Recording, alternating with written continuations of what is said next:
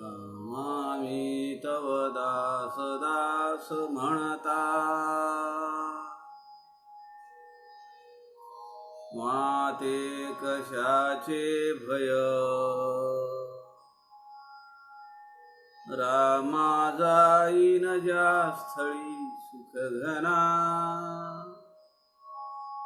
होईल तेथे जय रामाया भुवनात्रयी तुझविणा नाही दुजा तारक रामा तू सकलार्थ पूर्ण करिशी तू तात मी बालक सुखा सारिखे पूर्ण वैराग्य ज्याचे वशिष्ठा परी ज्ञान योगेश्वराचे कवी वाल्मिकी सारिखा मान्य ऐसा नमस्कार माझा सद्गुरु रामदासा मला वाटते अंतरी त्वा वसावे तुझ्या दासबोधासी त्वा बोध व्हावे अपत्या परी वाजवी प्रेम रसा महाराजया सद्गुरु रामदासा जय जय रघुवीर समर्थ सब संतन की जय।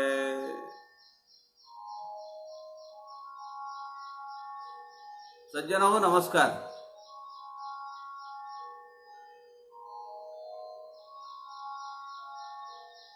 समर्थ रामदासांच्या ग्रंथराज दासबोध यातल्या समासांचा आपण सध्या अभ्यास करतो आहोत।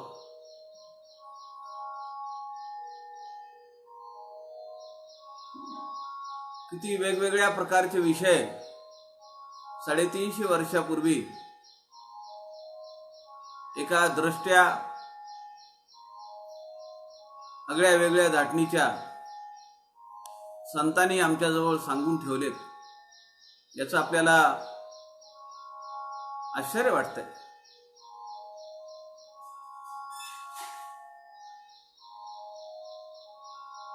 आध्यात्मिक प्रवृत्तीचा हा ग्रंथ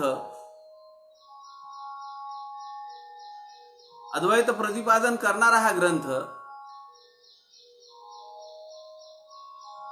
मानवी जीवन ऐहिक आणि पारलौकिक पातळीवर कसं यशस्वीपणे संपादन करावं त्याचं तर ज्ञान आहेच आहे,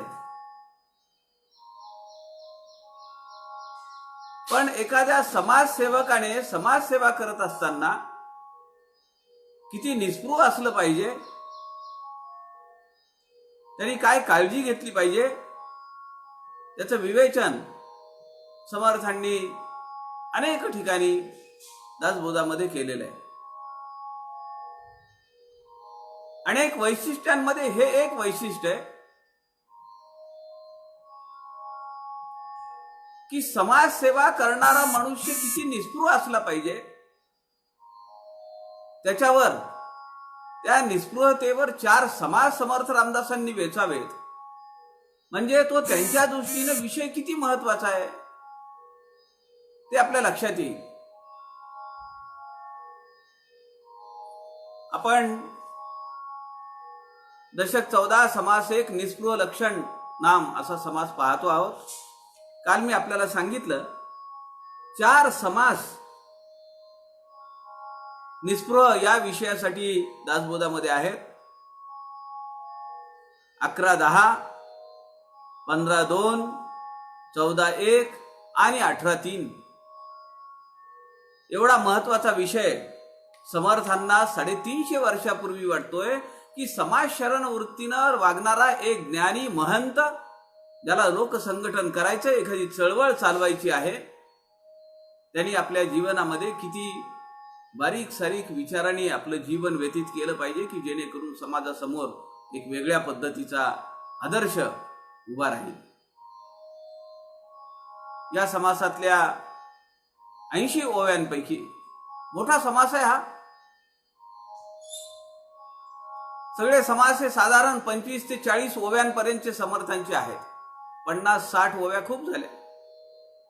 पण दशक 5 समास 3 सशिष्य लक्षण 104 ओव्यांचा समास आहे की ज्यामध्ये शिष्याला अनेकानेक आयामांनी घडवण्याचं काम समर्थ रामदासांनी केलंय. त्याच पद्धतीनं हा ज्ञानी महंत, हा लोकसंघटक, हा लोकसंग्राहक, समाज शरण वृत्तीनं वागणारा, नेतृत्व देणारा पुढारी, एकाच समासामध्ये 80 ओव्यांचं विवेचन किती बारीक सारीक सूचना समर्थ या ठिकाणी करतायत. काल आपण जवळपास 24 ओव्या काल पाहिल्या, 24-25 ओव्या पाहिल्या. दशक 14वा समास पहिला निस्पृह. समर्थ पुढे म्हणतायत, परंपरा तोडू नये, उपाधी मोडू देऊ नये, ज्ञानमार्ग सोडू नये, कदा काळी श्रीराम, कर्ममार्ग सांडू नये, वैराग्य मोडू देऊ नये, साधन भजन खंडू नये, कदा काळी श्रीराम. परंपरा तोडू नये, उपाधी मोडू देऊ नये, ज्ञानमार्ग सोडू नये, कदा काळी. आता आपण पाहिलं एक 8 दिवसाखाली जी आमची 350-400 वर्षापासूनची परंपरा आहे वारकऱ्यांची. अनेक दिंड्या येत आहेत, लाखो माणसं जमा होत आहेत आणि अत्यंत शिस्तबद्ध पद्धतीनं पांडुरंगाच्या चरणी विसावण्यासाठी जात आहेत. एकच ध्यास वर्षभराचा, कधी एकदा विठुरायाला पाहिन असं. किती संतांची मांदियाळी हो, आणि सगळं नियोजन आहे. आता यावर्षी ती परंपरा खंड पडला.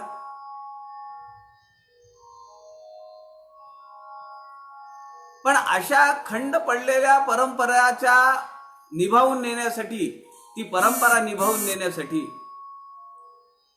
काही व्यवस्था तर करावीच लागते ना. कारण भावनेचा प्रश्न आहे, आमच्या श्रद्धेचा प्रश्न आहे, निष्ठेचा प्रश्न आहे. पण हे सगळं करत असताना सुद्धा मला मोठी खंत वाटली.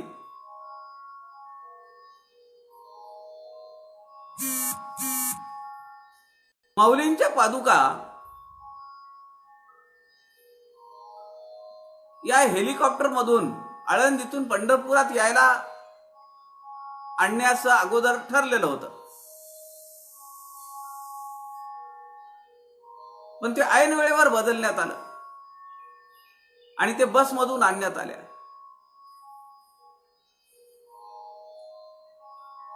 का असा निर्णय झाला? पुढच्या वर्षी आणतो म्हणलं तरी विमानातून, हेलिकॉप्टर मधून आणणं शक्य नाही. कारण लोक माऊलींच्या पादुकांसोबत आहेत. यावर्षी आपल्याला ते सिद्ध करून दाखवता आलं असतं की आमच्या अंतःकरणामध्ये आमच्या परंपरेच्या वारसा, जो परंपरा आम्हाला लाभलेली आहे, जो वारसा आम्हाला लाभलेला आहे, त्याचं किती मोल आहे. आम्ही हेलिकॉप्टर मधून घेऊन जाऊ.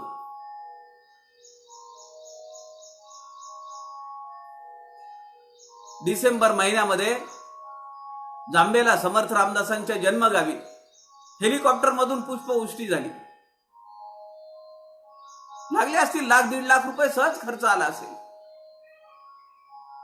पण मला तुम्ही सांगा की तो सोहळा पाहत असताना मला तरी असं वाटलं की आपल्या जीवनाचं चीज झालंय, आपल्या जीवनाचं सार्थक झालंय.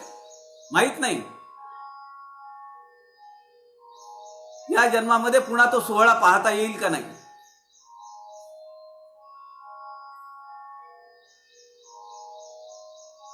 समर्थांच्या जन्मभूमीवर, समर्थांच्या मंदिरावर हेलिकॉप्टर मधून पुष्पवृष्टी होतीये.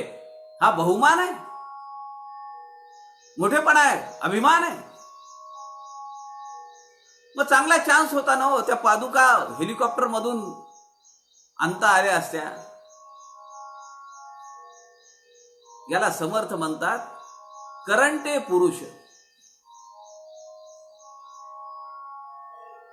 महद्भाग्य हातासी आले परी ते भोगू नाही शकले. सत्ता हातात आहे ना, भव्य दिव्य सोहळा करता आला असता. ठीक आहे, लोक जमवायचे नाहीत, मान्य आहे ना. पण जी काही माणसं जमलेली आहे, 4, 5, 10 माणसं, ती सगळे नियम पाळून भव्य दिव्य करता आला असताना सगळं. आणि लोकांनी घरात बसून, सगळ्या वारकऱ्यांनी घरात बसून ते पाहिलं असतं. याला कर्मदरिद्रीपणा म्हणतात, दुसरं काही नाही. समर्थांच्या शब्दामध्ये याला करंटे जन असं शब्द आहे. करंटे लोक आहेत हे सगळे.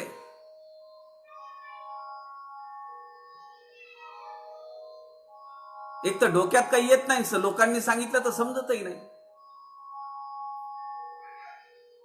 परंपरा तोडू नये. ठीक आहे, परिस्थिती तशी आहे, नाही जाऊ शकत, लाखो वारकरी नाही जाऊ शकत, मान्य आहे.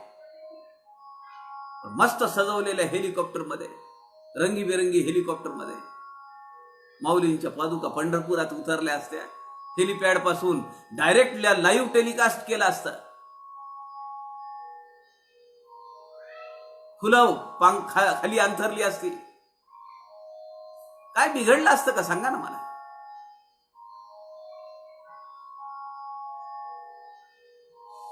आमचं मन तेवढं मोठं नाहीये.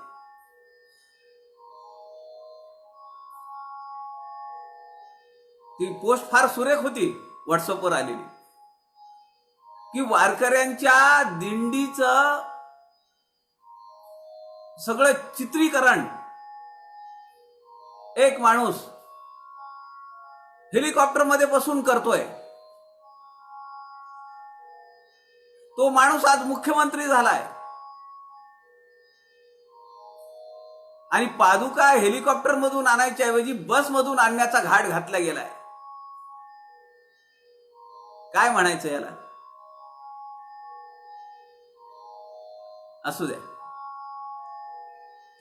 समर्थ पुढे म्हणतायत, अतिवाद करू नये, अनित्य पोटी धरू नये, रागे भरी भरो नये, भलती कडे श्रीराम. अतिवाद करू नये.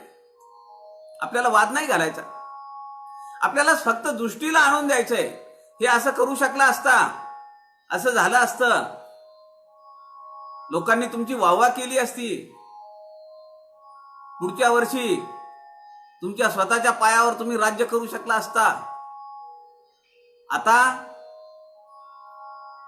लोक लक्षात ठेवतील ना. समर्थ म्हणतायत वाद नाही घालायचा, फक्त सांकेतिक बोलायचं. अतिवाद करू नये, अनित्य पोटी धरू नये. अनित्य पोटी धरू नये. दोन गोष्टी आहेत. एक आहे, आपल्याला माहिती आहे नित्य आणि अनित्य. आता पोटी धरू नये म्हणजे पोटामध्ये जे अन्न घालायचं आहे ते काही नित्य नाहीये. समर्थ जसं म्हणतात, भागीरथीचं जरी तीर्थ घेतलं, जीवन घेतलं, तरी ते मूत्र होऊनच बाहेर पडणार आहे. आणि भगवंताचा प्रसाद जरी घेतला तरी तो मळत्याग होणार आहे. अनित्य पोटी धरू नये. शिळपाक अन्न खाऊ नये, खराब झालेलं अन्न खाऊ नये. दुसरा शब्द आहे, त्याचा दुसरा अर्थ आहे अनितीने मिळवलेले. नको रे मना द्रव्य ते पुढीलांचे, अति स्वार्थ बुद्धी नरे पापसाचे, न होता मना सारिके दुःख मोठे. आर्थिक भ्रष्टाचार नको. निस्पृह पुरुष आहे, निस्पृहता अंगी बाणवण्यासाठी समर्थ हे सगळे उपदेश सांगतायत. कारण त्याला लोक संघटनेचं काम करायचंय, अनेक योजना राबवायच्या आहेत. मंत्री व्हायचंय, मुख्यमंत्री व्हायचंय, खासदार व्हायचंय, आमदार व्हायचंय, नगरसेवक व्हायचंय. जनकल्याणाच्या अनेक विविध योजना त्याला राबवायच्या आहेत. मग त्यांनी त्याच्यातून किती पर्सेंटेज आपल्याला मिळेल असा विचार करून चालेल का? करू नये तसं. दुर्दैवाने असा शोधून सापडणार नाही माणूस राजकारणातला. एवढं गलिच्छ झालंय सगळं ते. आणि जो या वृत्तीचा माणूस असतो तो तिथे टिकत नाही गेला तरी. असा ह्या अनित्यपोटी धरू नयेचे दोन अर्थ आहेत. न मनी त्यास सांगो नये, कंटाळवाने बोलो नये, बहुसाल असो नये, एके स्थळी श्रीराम. परत समर्थ सांगतायत, किती वेळा, तिसरी वेळा ही.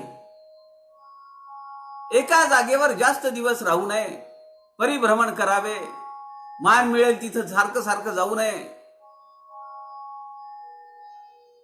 न म्हणी त्यास सांगू नये.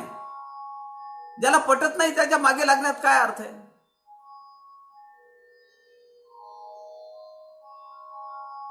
समर्थांनी पहिल्याच समासात सांगितलंय, तो दुरात्मा दुराभिमानी, समूळ ग्रंथ पाहिल्या विन उगाच ठेवी जो दूषण, तो दुरात्मा दुराभिमान.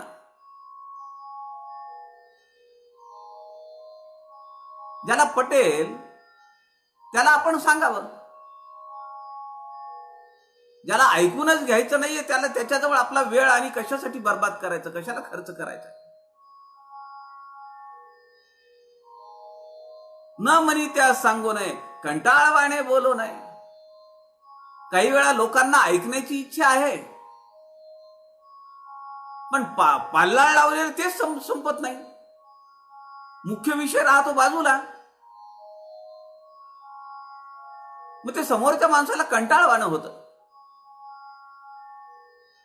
आता समर्थांनी एकच विषय 4 समासांमध्ये सांगितला आणि एकच शब्द किंवा एक क्रिया ती 4 वेळा समासात आली आहे, परंतु ती कंटाळवाणी आहे का?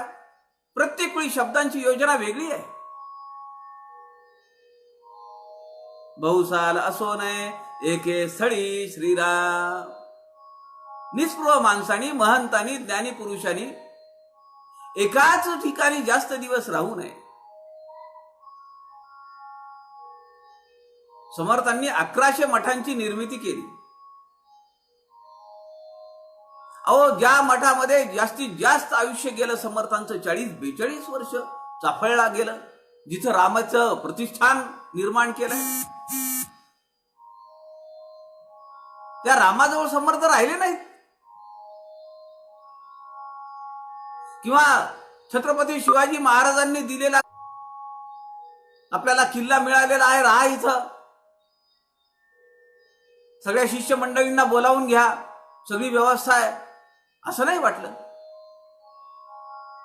म्हणून शिवाजी महाराजांचं पत्र आहे किल्लेदार जिजोजी काटकरांना, ते येतील तेव्हा येऊ द्यावे, जातील तेव्हा जाऊ द्यावे. त्यांच्यासोबत जे लोक असतील त्यांना कुठेही अटकाव करता कामा नये. शिवाजी महाराजांच्या सूचना आहेत.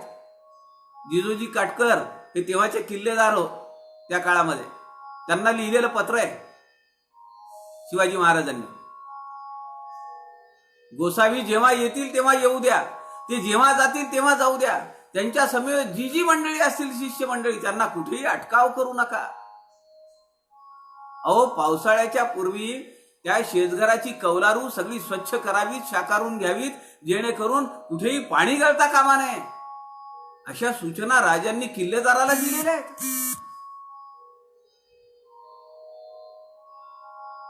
आता दुर्दैवाने किल्लेदारांनी एक वर्षी तिकडे दुर्लक्ष केलं आणि पाऊस किती असतो गडावर, आणि एका ठिकाणी गळायला लागलं. ते पाहिलं कुणीतरी, ते राजांना सांगितलं. राजांनी सांगितलं ह्यांना देहदंड द्या. जिजोजी काटकर हात जोडून समर्थांकडे आले, विनवणी करू लागले, पायाला घट्ट धरलं, म्हणाले माझ्याकडनं आगळीक झाली, थोडक्यातून गेलं ते, माझ्या लक्षातून राहिलं नाही, मला वाटलं नाही की इथं गळेल म्हणून. म्हणले